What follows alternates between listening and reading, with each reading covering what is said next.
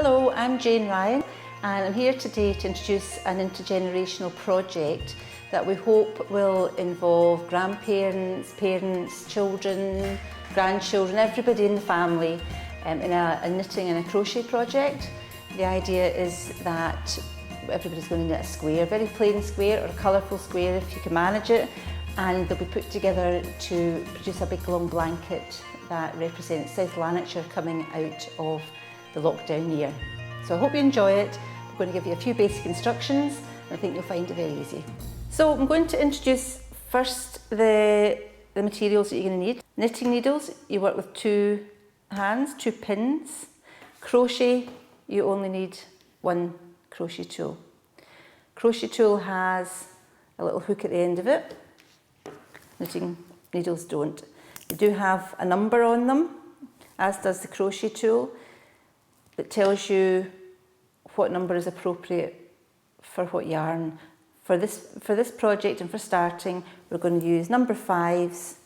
We're going to use double knitting wool. It can be acrylic, it can be wool, it can be anything. If you're a real beginner, then the best thing is to try and get as smooth a wool as you can. We're going to start off with knitting, have a pair of scissors ready and a lot of confidence. So, the way to hold your knitting needles, well, I'm not actually going to tell you how to hold your knitting needles. You hold them initially the way that you feel that you can best work with the wool. I've always been a little bit ham-fisted, but I've always managed to knit. All right, to cast on, what you need to do is make what we call a slip stitch. Now, a slip stitch is just a stitch that you can wrap around your finger and pull the wool through so that you end up with a stitch like that. So I'm holding the knitting needles. I do have one under my arm. I'm right-handed, so I've got the needle under my left arm. That sometimes some people keep it there, sometimes they don't. Please don't get wrapped up in the technique of holding the needles. Just go with what's comfortable. This needle's going to be doing the work. For me, because I'm right-handed, the right-hand needle's going to be doing the work. And we've got the remainder of the wool here. Now, sometimes it's easy to forget and you start working with that bit of wool, but you run out of wool very quickly. So, although it seems obvious, it's the wool that's attached to the ball. Okay, so slip stitch is on the first needle, and to do the first stitch, you put your second needle in behind the stitch and through, so that it looks like that. Keeping the needles in contact with each other, take the wool that's attached to the ball, and what you're doing is you're taking it underneath the needle like this so that it goes between these 2 stitches. Now, it'll lie there quite happily until you give it a little tug. And then what happens, I'm just going to lift it up and you'll see that if I pull that needle out and keep the needle that you're moving in contact with the other needle, and that'll stop the new stitch from falling off, and you'll end up with that. So you've got 1 stitch here, which is your original stitch, and this is your new stitch. And what you need to do is you need to transfer this stitch onto the second needle, like that. So what we're wanting to do is we're wanting to build up 10 stitches on this needle. So you've got to this stage and you should be able to move the stitches up and down the needle relatively easily. If it's too tight, then I would try again. But if you are a complete beginner, I would try this bit lots and lots of times until very, very quickly you'll get the knack of it. And this is our kind of base. This is our base row of stitches.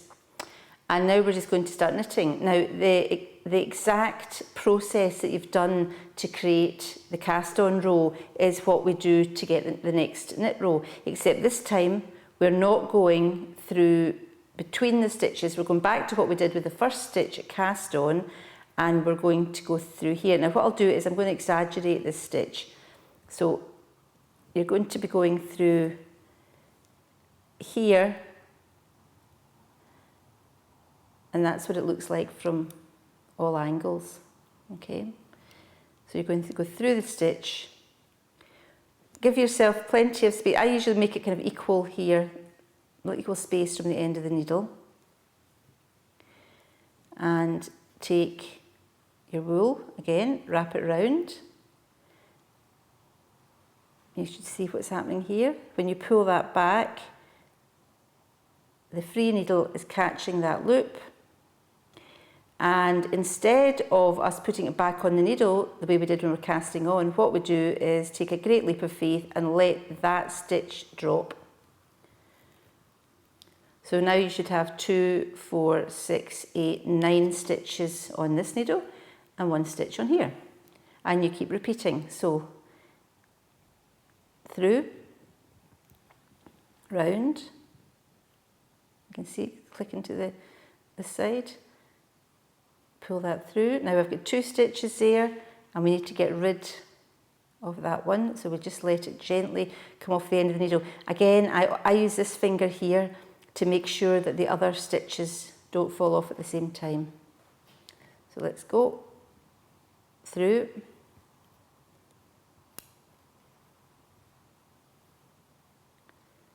off, through, round, off. Now there is an old saying I'm sure you've heard, so it's in, over, through, and off. In, over, through, and off. Now this bit's going to be easy, that bit's going to be easy, this is the bit that will drive you a bit crazy. So the main thing is, if you can keep this finger here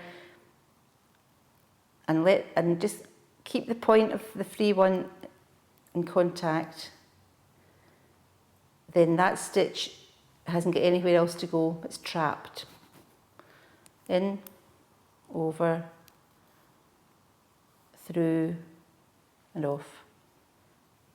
In, over, through, and off. And you come to the last one, don't panic. It might look a little bit bigger. In fact, your stitches might look all different sizes at this stage, but don't worry about that either.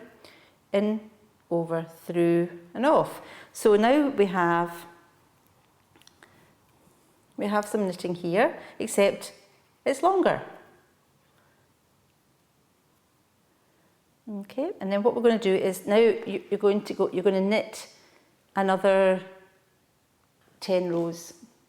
Well, we've got 2 rows, we've got the cast on, we've got 1, so actually we're going to knit another 8 rows. So once you've knitted a few rows, and just to clarify it, you get to the end of a row, like that, and then now this needle, which was your free needle for moving, now swaps over to the other side, and now the needle that's doing all the movement is on your right hand side. So then you start in here and you knit all the way along, and then you do the same again and you reverse them. So what we've done here is what we call a garter stitch. Right, now garter stitch is quite bumpy, and it looks the same on either side. And you probably know, or you'll heard, that there's 2 main stitches in knitting. So there's the normal knit stitch, which is what we've just done, and then there's something called a purl stitch, which is slightly different, but which creates a different look of stitch. When you knit either all purl or all knit, you will get this garter stitch, which means that there's not a reverse. What's on the front is also on the back. You might recognise, I've got a wee example here. So this one here, just to prove the point, I knitted all in a knit stitch, and that one I knitted all in a purl stitch, and they're exactly the same. You might recognise this as being the knitting that you recognise most. That's called a stocking stitch, and the way that is knitted is that you cast on, you knit one row of plain, one row of purl, one row of plain, one row of purl, one row of plain, one row of purl. And that's how you get a stocking stitch.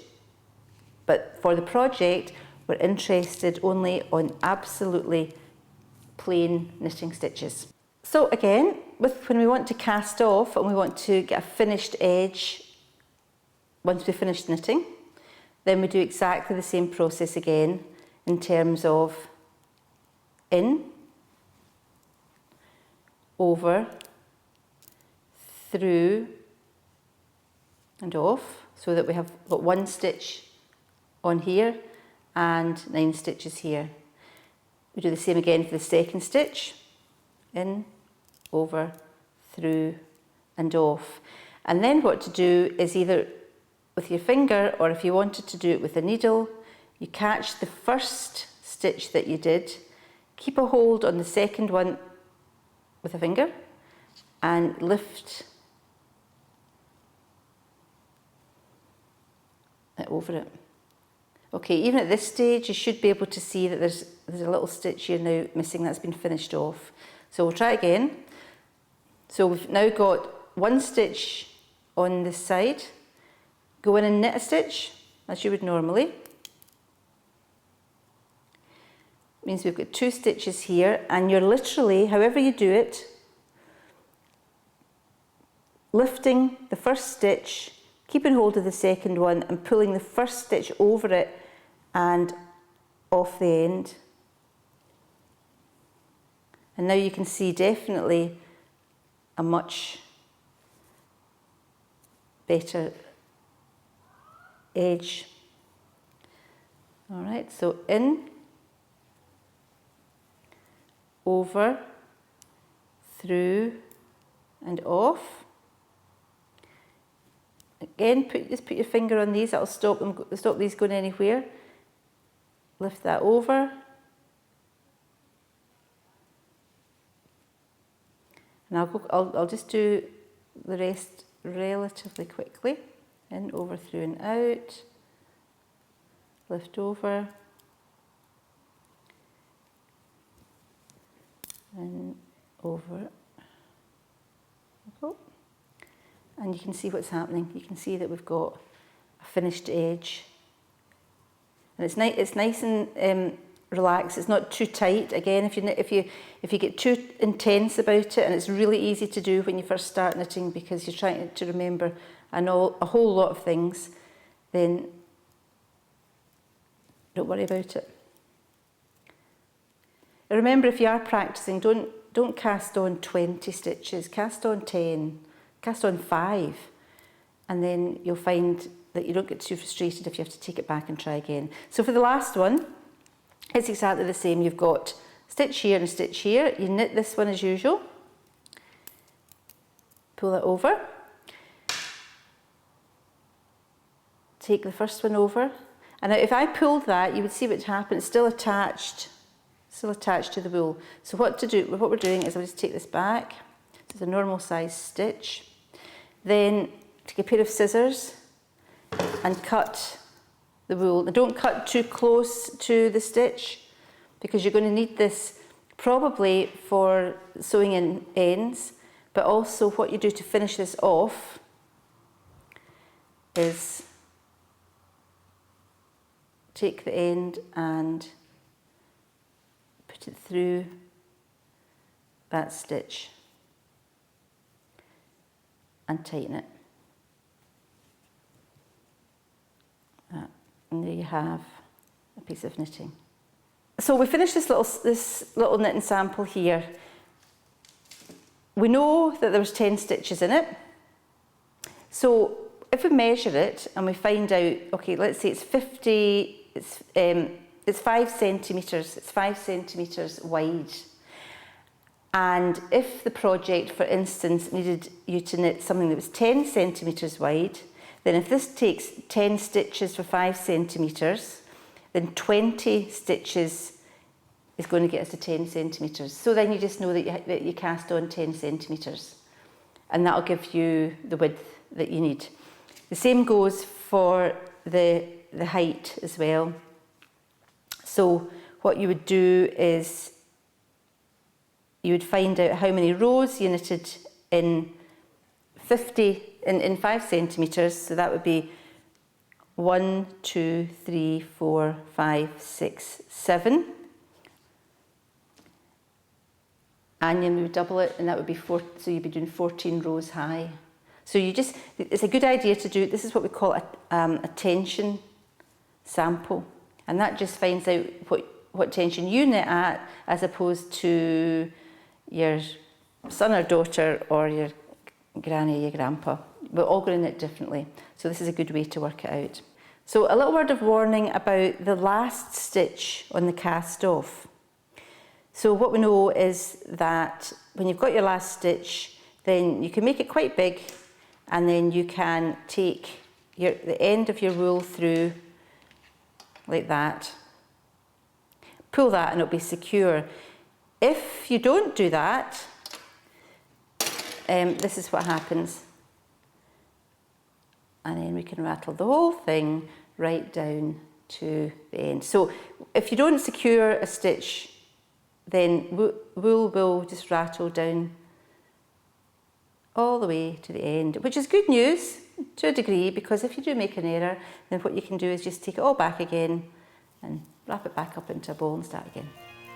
Well, thanks for watching, everybody. We've just covered the very, very basics of starting to knit, but please bear in mind that the technique or the style that you work in is not as important as actually just getting the stitches on.